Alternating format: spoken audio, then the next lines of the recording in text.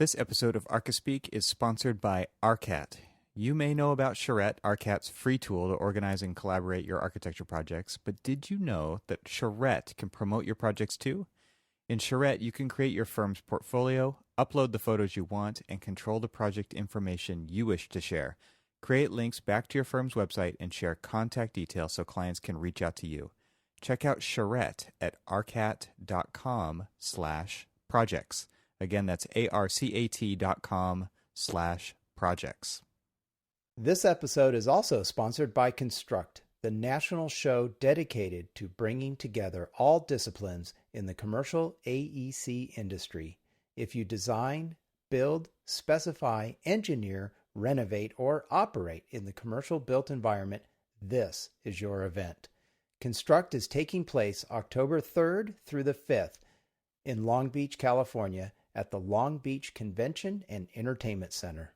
Construct links thousands of industry colleagues that are focused on practical real-world knowledge for continued building success. The 3-day educational conference and expo features 50-plus sessions and over 160 exhibitors and networking events, of which Archispeak is one of. So, listen to this. Exclusive offer for our listeners here. If you register for Construct by September 26th, so you better get on this because this episode, you've only got a couple weeks to do this, you get 15% off of your education or a free expo pass. So here's the code that you need to register with. It's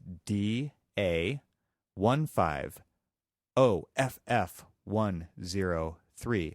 And if you can't remember that because you're driving right now, this link will be in our show notes so that you can click on it. You don't even have to remember that.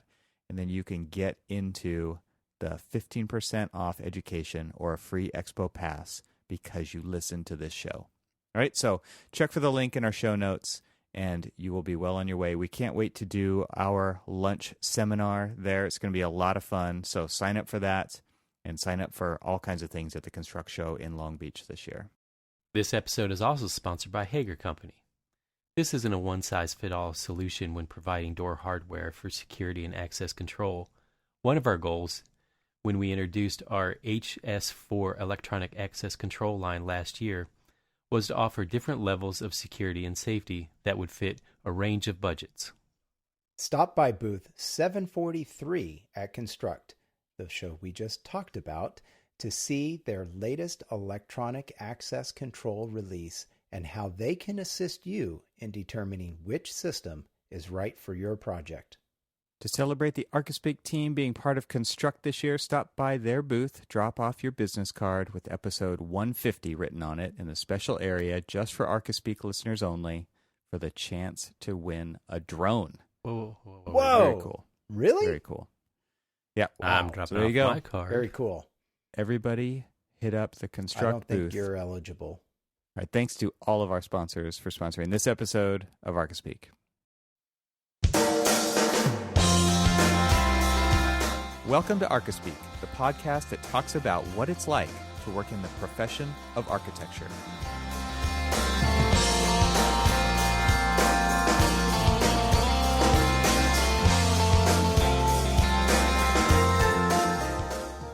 Welcome to episode 150 of the Archispeak podcast. I'm Neil Pan. I'm Evan Troxel. And I'm Cormac Phelan. Hey guys, so 150, milestone, right? How did we get here? Yeah. It's been lots of talking. Good question. It's about 150 hours of listening right there. Dude. Even more yeah. I was talking. going to say, Gosh, too bad it's I not didn't limited think of to it that 150 hours of talking. Right. Oh, right. Or work put I in, think right? we're at Yep. a couple thousand hours of talking, and Probably, yeah. Absolutely. All right. Well, that's kind of a It's big a deal. thing. I mean, that's exciting. I guess, yeah, the big deals come in chunks of 50 in podcast land. So Is that right? I think so. All right. I don't know why. That works. so Yeah. we're Well, so it'll we're take currently us a little three while to chunks. get to 200. Yeah, we're three. Three chunks or three chumps? Oh wait, Three sorry. chunks. Yeah. Nice.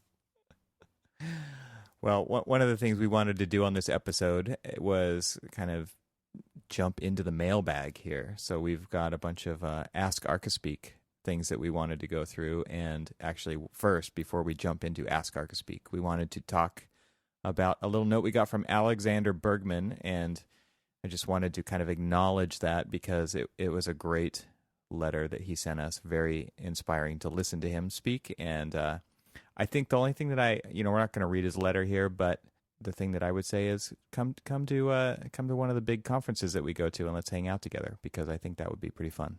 He's a good guy, sounds like, and we wanted to give him a shout out. And he said we were awesome. So, absolutely. Too. That's why I'm inviting him, just because he sucked up here. Although I think what we need to do, since he's in the Seattle area, is we need to go to a conference up there.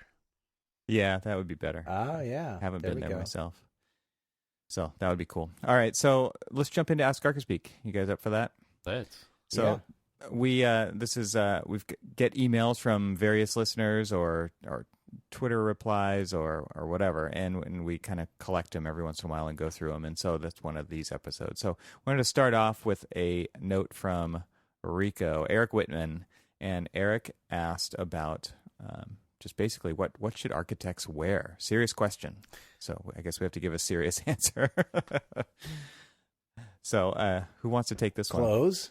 Start with clothes, yeah. And so obviously this is a lopsided answer, but I think we're going to try to stick with try to be as generic as we can when it comes to male and female. I think everything that we say here should apply. We're not giving out like brand names or specific styles or anything, right? So who wants to jump in first on Eric's request to know seriously what architects shote wear? Well, since one of the points that he brings up in his letter to us is, that he was, I guess, a little disliking of the architect-y, wear black with rounded glasses. I guess that's not really going to be part of my answer. Says that he doesn't like that. No, I'm just kidding. Because I really only wear black with round glasses. So, mine is, and I think it might be a little bit for all of us, but I dress for what I'm doing. If I think I'm going to be sitting around all day, basically just answering RFIs or doing something on the computer where I'm not meeting with anybody, I'm going to dress relaxed. I'm going to dress casual so that I don't have to wear a button-up shirt and have to tuck it in. But I would wear jeans and a untucked shirt, sleeves rolled up. So if I do have to tuck in my shirt, I'm not too unprofessional looking. But for the most part, since I don't think that I've had a week, God, feels like a month that I haven't had a meeting, it's got to be, professional attire, khakis or something like that with a tucked in shirt. Ugh. What about a tie, Cormac? Isn't that the engineer outfit? Oh, that is engineerish.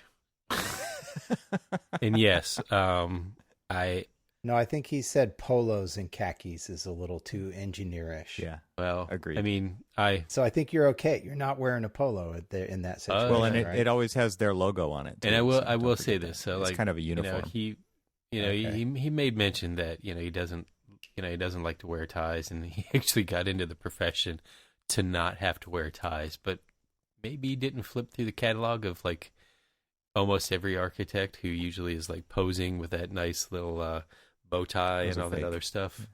Those bow ties are pretty popular. Yeah, bow ties seem to be overly popular for some reason, which that's I understand. No.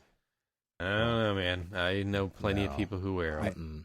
I agree with Cormac. I think it depends what you're doing, and it also depends on the firm culture that you're in, right? Obviously, there's and where it is. I mean, if you're in a large metropolitan area in a high rise working, they might have a different culture than somebody else. So I think that there's just so many things that go into this question.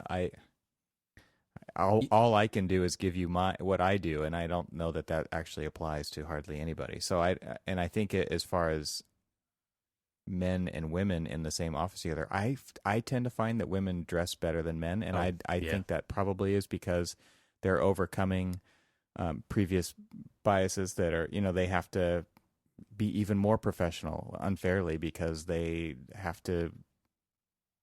have more hoops to jump through in our old profession. So that's just kind of my perspective on that. I don't know if that's true or not. It's not something that I've actually quizzed anybody on or anything, but that's just kind of the sense that I get out of it.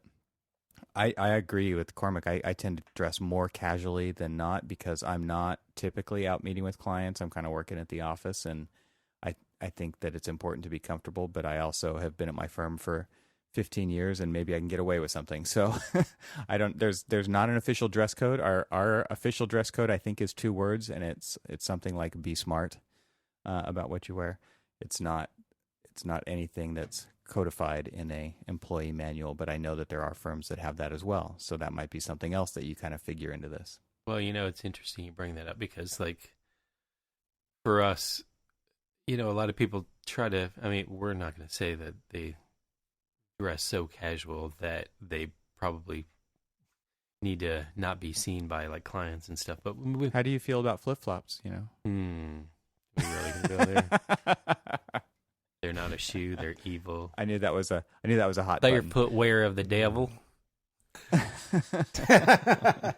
But no, but I was just thinking about this. We've even recently we've been having a lot of clients coming into the office. We've got do university work all over the place, and they're all in our office and tend to know that they're going to be walking around the office. You don't want to, like, stand up and shake someone's hand and you're wearing flip-flops and blue jeans and a, untucked T-shirt, which, of course, I would never do any of that, but at least the flip-flop part.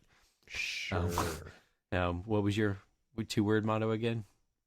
Be smart. Be smart, yeah. I think we talked about this on a previous episode, and one of the things that came up was regarding being out on the site.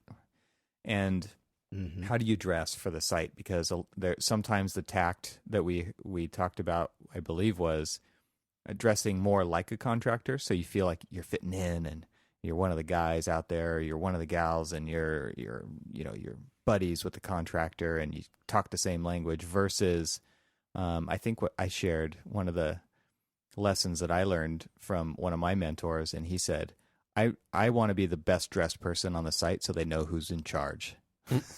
And I think, there was something to that as well. So again, it kind of depends on what you're trying to achieve maybe in that scenario. But again, it's be smart. It's dress for how you want to be perceived. And sometimes that means you're trying to fit in and not stand out. And sometimes it means you are. So, but here's the funny thing to that though, is almost any time that I've been on site, and even though you may, like just be dressing down to like kind of blend into all of the people out there, you can always 100% every time pick out the architect on a job site. Oh yeah. We stand. It's not a bad thing, Cormac. I'm just, I didn't say it was. Didn't say it was. I'm just saying you can always pick out the architect on a job site. Go over the ones with the cameras. Yeah. Yeah. Just like. You're doing it wrong. Or it's just like, why is that guy taking pictures of me doing this work? Stop the work. Yeah. That's what they're saying. Yeah. Ooh, I hope they're not saying that. Yeah. Yeah. You don't want to hear that. Oh, bad idea. I would say dress professionally. And however you would like to define that. If that means you're going to a boardroom and you're meeting with significant clients, then yeah, maybe it means wearing a tie and a jacket. Maybe not. It's dress the way you feel comfortable. And if you don't feel comfortable in that situation, then maybe you're underdressed, or vice versa, right? If you got the tie on and you're going in somewhere and no one else is, maybe you take it out. You take it off before you go in. Yeah, exactly. One of the things that you can't really go wrong with is overdressing, right? And then if you need to dial it down a little bit in the spur of the moment right before you walk in, that's fine. Leave your coat in the car or whatever. Right. If you need to. Okay, so real quick though. Have you ever been in a meeting where you've got like some you have some senior architect or senior engineer that's, well in their 60s and stuff, and they dress like they just don't give a shit what you think. And there is what does that clothing look like? Well, We What have is- this I one. don't We have care this what you one guy, think. and Clothing. No, it's what Cormac wears. well, we have this one engineer that comes in, and don't get me wrong, great engineer, great guy, doesn't dress poorly, but he kind of dresses almost kind of. I sort of want to kind of call it Miami chic. It's kind of that Like a Don Johnson sort of No. thing from Miami Johnson Vice. sort of thing. No. So when I grew up, like, you had these, growing up in the Tampa Bay area, you have these older kind of like suave Cuban men that have like this really cool squared off shirt that's untucked, and they're it's kind of hard to explain, but it's just like it's so it's not like casual where it's like just blue jeans or shorts or something like that, but it's just they're casual and comfortable, and they don't care if they're not if the entire room is wearing suits, they're not wearing a suit. Right. They don't care about wearing a suit, or they're going to be wearing a suit jacket with maybe a pair of jeans and tennis shoes. And it's like, all right, here's my suit. I'll put on a suit coat. Right. It's just, and I was looking at him like, one of these days I want to get to that point where I just don't care what It's just a anybody else decision. thinks. Yeah, exactly. Yep, that's it. Something else we should mention too is that depending on where you practice, like I have to guess, never practiced in Hawaii, but I just have to guess that I think the dress code in offices in Hawaii, and if we have any listeners there or elsewhere in the world where it's, say, warm or tropical or something like that, how do you dress, right? I'm sure it's very different than our experiences probably in our offices here in the States, or mainland USA here. I wonder how that's different around the world, right? Well, and then one last question. So I don't know how you did it when you were sole practitioner, Neil, but when I was doing residential in Florida, a lot of times we were meeting with our clients kind of like after hours or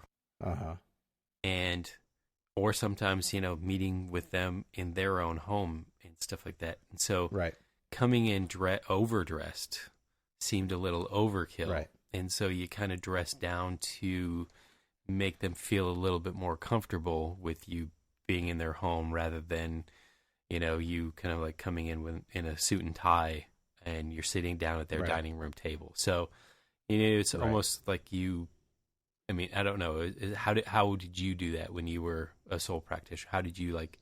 So what I would say is that what works for me is, especially when I practiced on my own, I would always wear jeans and a dress shirt of some sort, more of a casual dress shirt. So not a super nice dress shirt that you might wear with like a suit or something, but more of a casual, like a cotton sort of based shirt. But I always treated it more on a casual basis because I was always meeting people in their houses, sometimes after work or on weekends. Maybe on weekends it might get a little bit more casual because everybody's casual as well. But I always wanted to project an image of being a professional. So to me, that meant a button-up shirt, and I'd usually roll up the sleeves a little bit. And I've continued that even in the office now. I pretty much wear the same thing, usually jeans. I have a couple of pairs of khakis that I'll mix it up and maybe wear those and some nice, dress shoes occasionally. And then I have a bunch of other shoes that I'll wear that are a little more casual but nice, dressy enough. And that seems to work. It kind of allows me to go from the field when I go on job sites, and it allows me to be in the office and look professional enough that when like you were saying, Cormac, when clients are coming through the office or something, you don't look like a bum. You don't look like it's casual Friday every day of the week, but you can you can get called into a meeting and still look professional. So that's what I did when I was on my own and kind of how I still dress. We'll say that. All right, so we apologize to Eric for the way we've answered this question, and to the rest of our audience for dragging it out so long. Yeah, they're like, Yeah, really? And for providing exactly. ambiguity and non-answers. All right. But I will say that on casual Fridays, it is absolutely acceptable to wear blue jeans, tennis shoes, and a Detroit Tigers jersey. Really? Just Fair saying. enough. Okay. All right. Let's move on. Ask Archispeak, Yeah. topic number 2. So Noah Morris wrote in to he's a student, 3rd year, and he's about to start 3rd year, and then basically wondering what software he should be learning that would be good. Anything that would be good to learn. So he's already learned Revit, AutoCAD, SketchUp, and the Adobe Suite. So we're going from officeware to software. Nice segue. Yes. Nice. All right. So It would have been a better segue if Where's- you said it before you started, but that's okay. it wasn't his fault. It was mine. All right. So he's looking into 3ds Max and CATIA. Also curious about other BIM CATIA? software. Yeah. I don't even know what that is. CATIA started off as an aerospace software, and that's what Frank Gehry purchased. Or I don't okay. know if he purchased it, but he He went sort full of into it help too. develop it. They develop digital projects, so Oh. but CATIA is kind of like the, it's a modeling piece of modeling software that's more for industrial design and aerospace, and it actually is used by architects who are very interested in controlling every millimeter of the assembly of the very complex systems. So Well, I mean, it's pretty high end, and I don't know that I would even recommend that as a thing to really look into unless you actually go to work for somebody who uses it, because the firms that do are very specialized Right. that use it. Shop Architects uses it. Gary Partners uses it. well, I thought I'm Shop sure uses there's others. Rhino. Wow. Isn't They do, and that's what I would recommend. I think probably the most recommended piece of software out there right now is Rhino and Grasshopper. If you're really wanting to get into parametric design, and like you said, you're using SketchUp for 3D, but I would look at something that is more parametric, and I would ditch AutoCAD out of the list. There are going to be, there are going to be uses for AutoCAD, but Rhino can actually just open AutoCAD and save AutoCAD files, so you might as well just work in there, and it works very similarly. Keyboard shortcuts are very similar, layer systems the same, and you can work in 2D AutoCAD or 3D DWGs right inside of Rhino. I would recommend going that route instead. As much as I see the use of SketchUp, for quick, down and dirty stuff, the thing that I have so much trouble with in SketchUp, especially, for what we do, is I feel like it's always lost productivity, because everything that you do in SketchUp, you're gonna have to do again. Because there's Go ahead. And that's really why I push for more of a Rhino workflow, because there are more opportunities to keep what you've done and continue on with it in Revit, or even have two models going out at the same time that talk to each other. Right.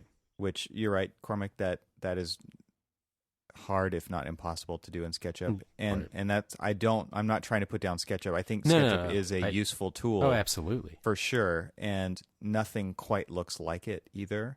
It has a nice look out of the box. I like how it You keeps don't have it to do loose anything. still. You can keep Yes. keep everything looking And loose, which is what you should be doing in the first place and in the earlier Correct. stages of stuff. You Correct. don't feel too committal to something that you're not like, oh yeah, we spent so much time modeling this thing that it's going to just kill us if we have to change it. No, I mean, I like the looseness of SketchUp, but I know that Autodesk tried with Formit to do something very similar to that, and I don't know if it's even taken off enough. I mean, we have it in our office, but I haven't seen a single Nobody person. uses it. I've seen one Right. person use it, try to use it, and then pretty much ever since, if they want to just do something quick and easy, they do SketchUp. Yeah. SketchUp's got a huge user base, tons of extensions. Oh, yeah. I mean, there's definitely a use for it, and I'm not even against starting over once you get to Revit, because Revit forces you to make decisions that you aren't really ready to make when you're working in that conceptual design level. So I think that it's okay, and if you're okay starting over, that's fine. But I think what I was focusing on more is if there's other software that we've used or heard that would be good to learn, I would definitely push for Rhino, and it really depends where you want to work, but it wouldn't hurt. So right. Well, I mean, I have to say ArchiCAD that would be a good as well, I think, because Revit's not the only BIM game in town, and there's Vectorworks. But I think if you know Revit, I wouldn't be too worried about what you list on your resume as software skills. I would rather see that you have an aptitude to learn just about anything, and that to me shows that you're going to learn the Office standards, whatever software they use. Yeah. And if you can pick up all these, which you already have, I don't think that's really going to be a problem. So I wouldn't worry too much about checking all the boxes on the resume as far as what software. If you love learning software, just go learn more software. But if you want to get better as an architect, I think you're fine probably where you're at. And learn how to use the software right. Yeah, that's a good point. So I've always kind of taken the stance with my learning is I want to know a medium amount about a lot of programs. I don't necessarily want to be an expert in any one of them. So, you need to know how to get these pieces of software to talk to each other. And all the 2D and 3D architecture programs can do that. It's important to know how to move stuff in and out of all of them, because what you really want to do is use the best tool for the job. And I don't even mean use one tool for the whole job. If a piece of the job is better served in another piece of software, then do it there and bring it into the main one. I mean, that's what we do all the time. And so if you just use one tool, your project is going to look like it was just designed in that one tool. And I think there's lots of firms out there who have a portfolio of work done in SketchUp that's buildings, and you can kind of tell. And they have a portfolio of work done in Revit, and you can kind of tell.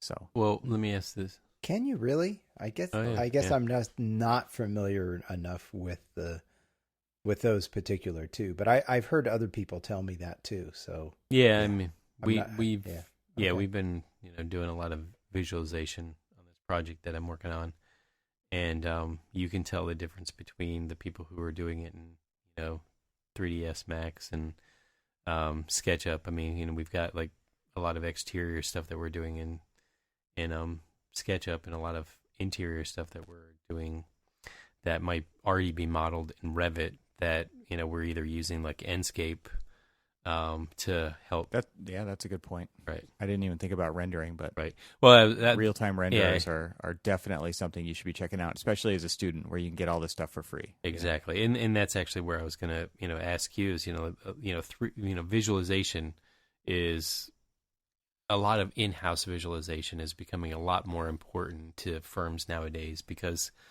it's there's the ability to do higher end stuff really quick with a lot of these Revit add-ons or things like that. I mean, we particularly just use Enscape, and I can get really good imagery out of Enscape and then just take it and do some cleanup work in Photoshop or something like that, and get some really good high-end stuff. But and we're rendering right out of the model, and so I can see where things are, what is right, modeled right, and what's modeled wrong, because if it's modeled wrong, it's going to look bad in your renderings.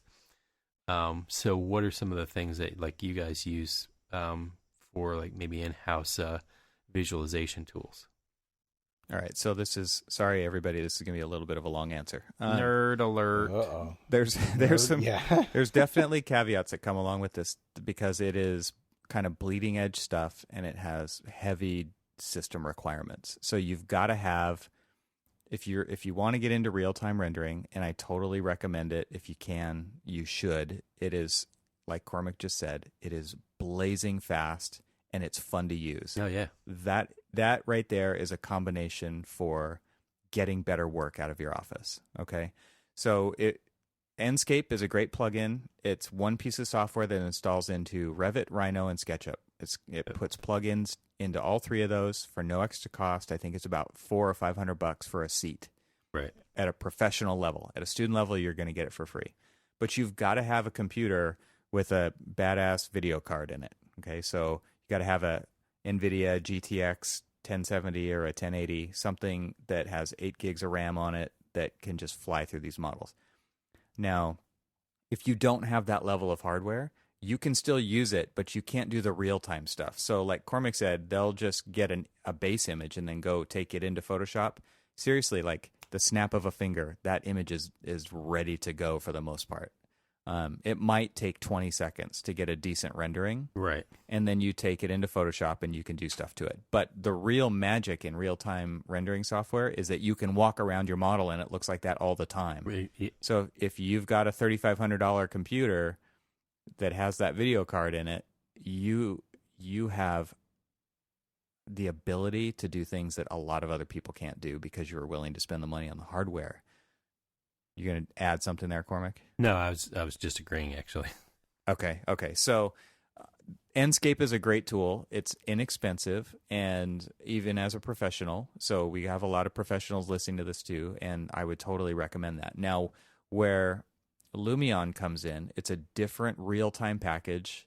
It's been around for a long time, and it's excellent. There's other ones that compete with it, like Twinmotion is another really good one. So software like that is a little bit of a different level because it costs a lot more, first of all, but you do get things for that cost. So it requires the same hardware. It does not run as a plugin to these other main programs. It is a completely separate application. You have to load your model into it. But the benefit that comes along with that is all of the entourage. The entourage is what makes it stand alone from all these other ones. So you have tons of plant libraries, people libraries, cars, bikes, all kinds of vehicles. The plants and trees blow in the wind. There's butterflies, there's birds, there's cows, there's horses. There's like whatever you want to visualize, you can actually do it 100% in Lumion. You can get really good stuff out of there. And they do have live links between SketchUp and Revit. So if you move a wall and the model is live linked, the model will just move in Lumion too. So it still kind of works like Enscape in that regard, but it is a little bit more detached. Like it's not dependent on running the host program at the same time. So I know that was kind of a long way to say it. Lumion is quite a bit more money. I think it's $4,000 for a seat. Egad. It's a lot more, but like it's a different tool. Like it's worth having in the arsenal, especially in these larger firms that's not a lot of money. So, we spend more than that on one seat of Revit every single year, right? So that's just kind of the cost of doing business at that level. So you'll notice that none of those things had anything to do with 3D Studio Max, and everybody knows about V-Ray. V-Ray is starting to get into the real-time rendering stuff. Right. There's also Clever. That's another one that's out there that does it. But that really is more about photorealistic perfection. Okay. 3D Studio Max is also great if you're going into the game environment. So if you're getting stuff into the Unreal Engine, which is another real-time engine, which is fantastic stuff. You can do interactive stuff in VR with it. You can throw basketballs through hoops in VR. But that's another kind of tangent to go off on.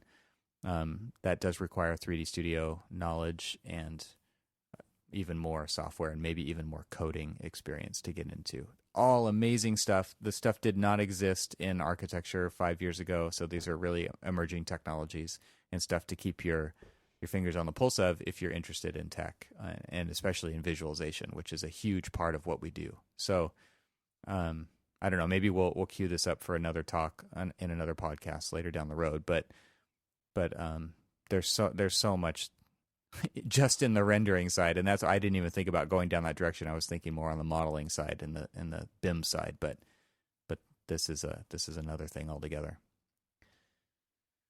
We beat that one to death? Yeah.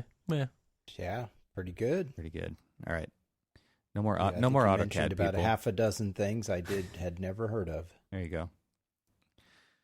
All right. So who wants to take us into the next Ask Archispeak question? I think you guys have stuff to talk about here. All right. Well, Cormac has some real-time experience with this one. So All right. So we got another Ask Archispeak, was from Katie Kangas. And, she was recently listening to episode 148, and we were talking, I guess, briefly about Citizen Architect, and most likely it was coming from my bent on, the rural studio and, how you can get into things. And so she started to lament about a summit that she went to, actually in my backyard in D.C. that, was it in my backyard? I don't know if it was. It might have been. Yes. A women's leadership summit in Washington, D.C. Oh, then it wasn't in my backyard. It was probably in something more professional. I was thinking in my backyard, Anyway, so bad joke. Yeah, bad joke. Or at least one that you didn't get because you're just not funny. The one right over my head. No, anyway, so she was, as they started to talk about Citizen Architect, she was talking about how, she was getting excited about, the thought about this, and she was thinking back about, the things that, basically the community-based design, community-based, architect that is kind of working on, things that help communities, they're getting involved with, smaller design, kind of pro bono work and things like that. But as they kind of kept going through the presentation, they were talking more about how architects are getting more involved with community and even, bigger than that, political office, which seems interestingly timely that, she's, was like, oh, that's where they were going with it. And maybe was not, really thinking about that. But I believe, and I could be wrong,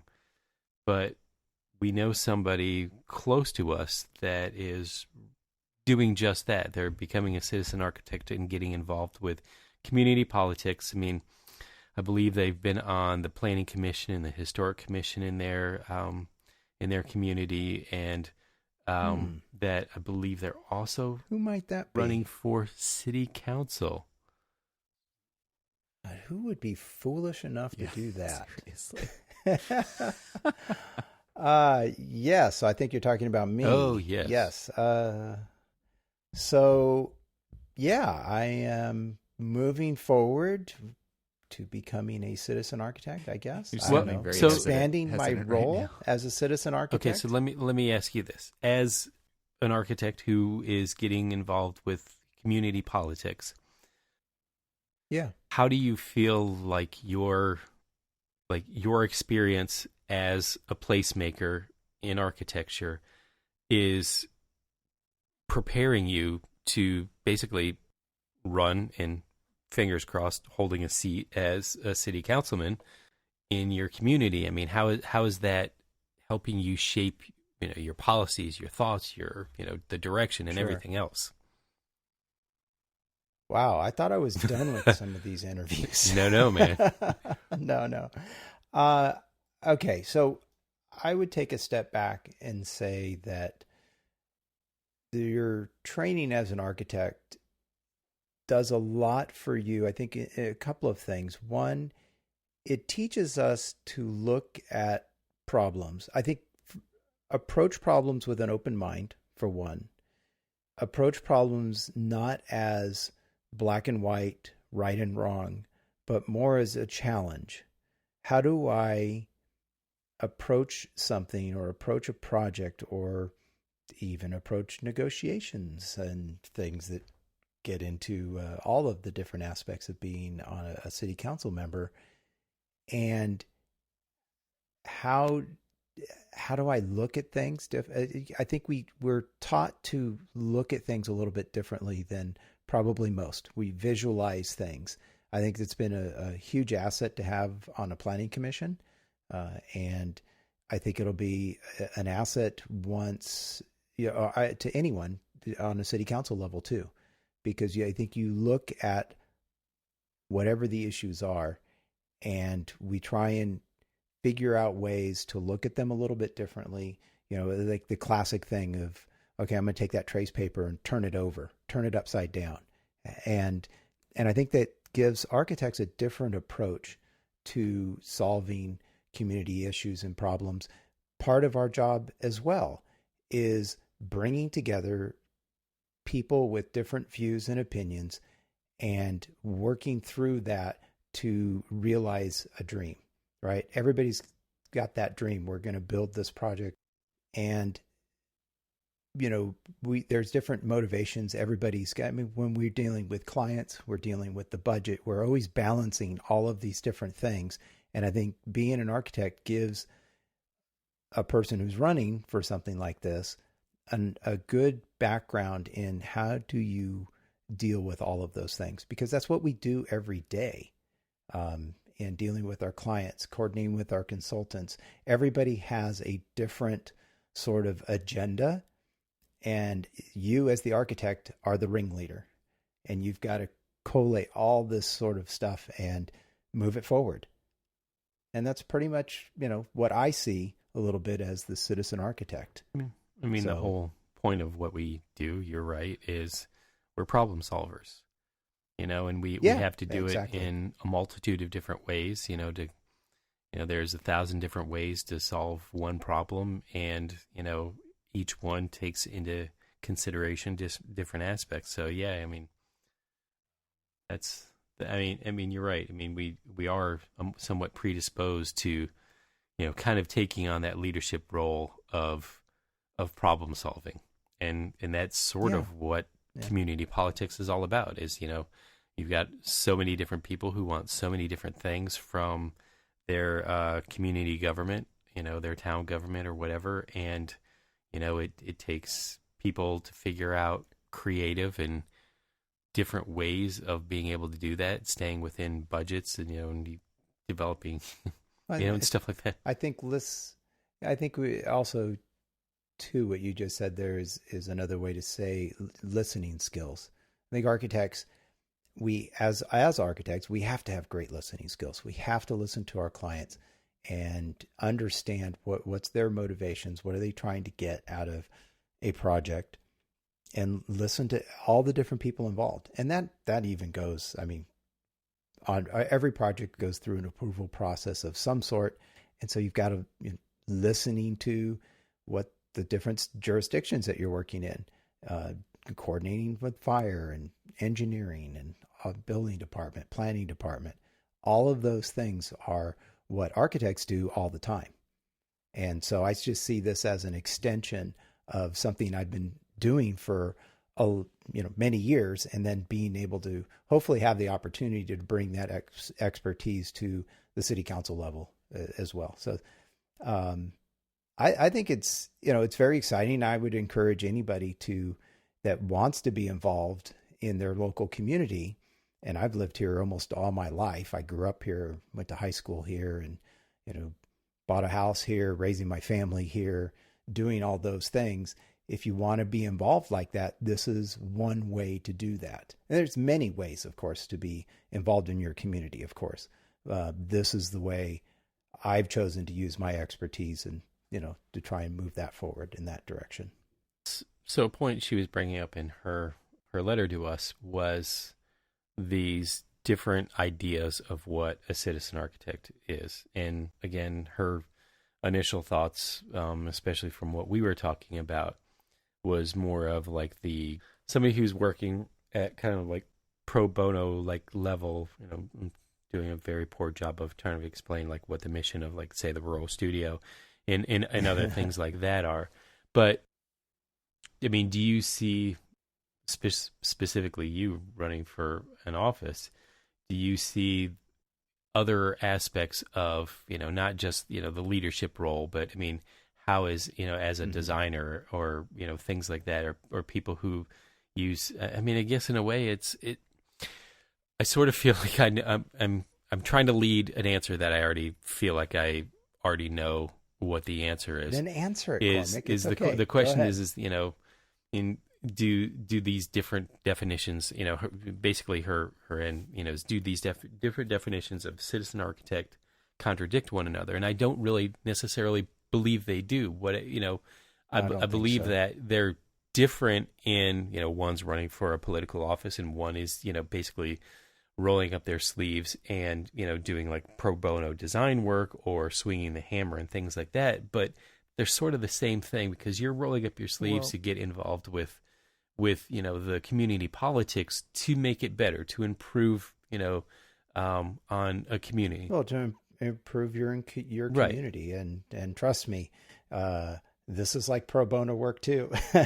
Right. Well, but I mean, it's I don't think that there's a difference. There's a difference in the way you go about it, but I don't necessarily think that there's a difference in architects getting involved with community politics and architects getting involved with community activism and stuff like that, because it's all with the same intent. Hopefully, it's all within the same intent of making your community a better place, enriching we as designers, architects, and everything else, we try to make the built environment a better place. And on the political or activist level, that's the exact same thing of what we're trying to do.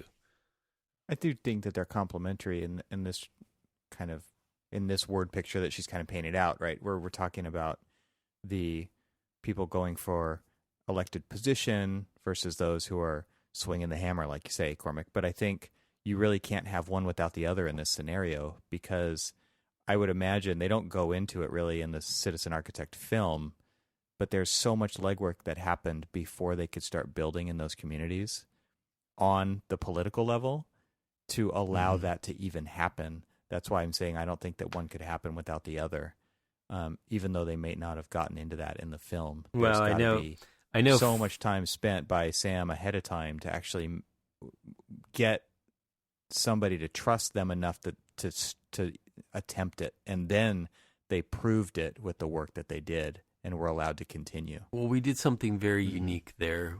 What we did was, because we were working in a very, very impoverished area, a lot of like regulations and stuff were overlooked, because we basically came in to help people have a better place to live.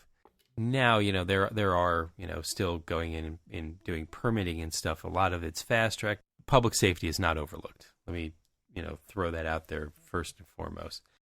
But, at the end of the day, what the Rural Studio is trying to do is enrich the community. And, unfortunately, we don't fully realize a lot of the permitting and all of that other stuff as much as we could, kind of like what you were hinting at. But you do get a small taste of it, but not on a huge scale. Yeah, there was a lot of groundwork that was laid by DK Ruth and Sam Mockbee, the two founders of the Rural Studio, who sadly both of them have passed, and both of them were my professors, and both were great people and had absolutely nothing but great ideas for what the Rural Studio has now become.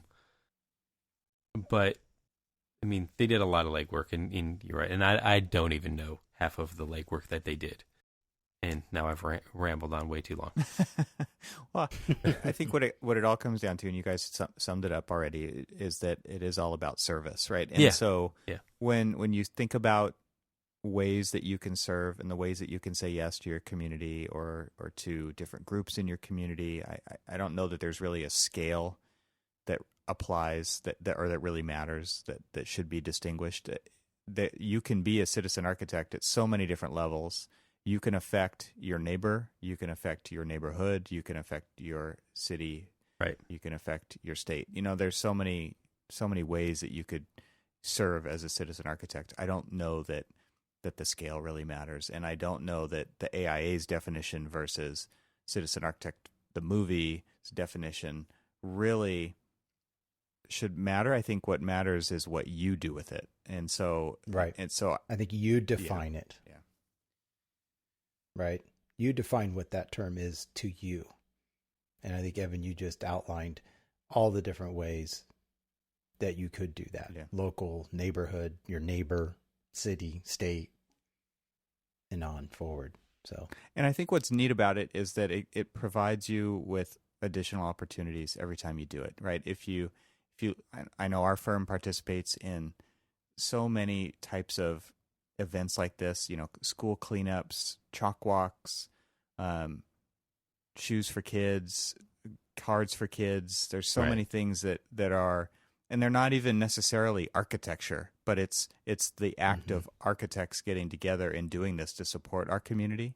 I think that each firm kind of defines that for themselves as well. How do they want to give back to their community? And I know that's part of our mission statement, is to serve our community. We've always been in Ontario, at least our main office has been always for 78 years. So we're always looking for opportunities to serve in the Southern California region, but mostly, centered out of Ontario for that office. And all of our other offices do it in their regions as well. So I think that your guys' firms are probably doing similar things. Yeah. I mean, we get involved. We do, we work with a lot of local charities. We get involved with a lot of local Baltimore city schools and things like that. And even our other offices get, involved with their local things. So, yeah, because... Or ACE mentoring. I mean, there's things like that too, right? I do you're that. Directly trying to affect the next generations of... I forgot I do that. Professions. Yeah. It took Evan to remind you. me. Do that too. Yeah. Yeah. So, I mean, ultimately, the term citizen architect is somebody who's, getting involved with the service to their community, right? That's the goal. Yeah. Absolutely. Yeah, I agree with you guys. I don't think they're to kind of get to Katie's question. Are they different? Yeah, I think they're different, but they definitely do not contradict, but I think they complement each other. Yeah. Yep. Well, all right. I think that was it for this one. I think that's the end of the grab bag for episode 150. Thanks for playing along with Ask Archispeak. Long-winded, nonsensical answers to your questions. Keep asking. Isn't that really sort of the definition of Archispeak? Talk until people are just like, all right, fine, enough. Yeah, we got it. Enough. Cue the music, right? Yep. All right, well, let's get to the music and remind everybody that this episode is brought to you by RCAT, Hager Companies, and Construct. The music is by System Kid. You can subscribe to Archispeak on Apple Podcasts, Stitcher, and Google Play, or listen directly from our site at archispeakpodcast.com. You can follow us on social media. That's the Twitters and Facebooks and Instagrams. And links for all of those can be found at our main site. Again, that's archispeakpodcast.com. And just remind everyone to stay subscribed. And thanks for listening to us babble on for 150 episodes now. Thank you, everyone. Thanks, everybody. Thank you. And vote Neil Pan early and often. Vote early. For city council. Vote often.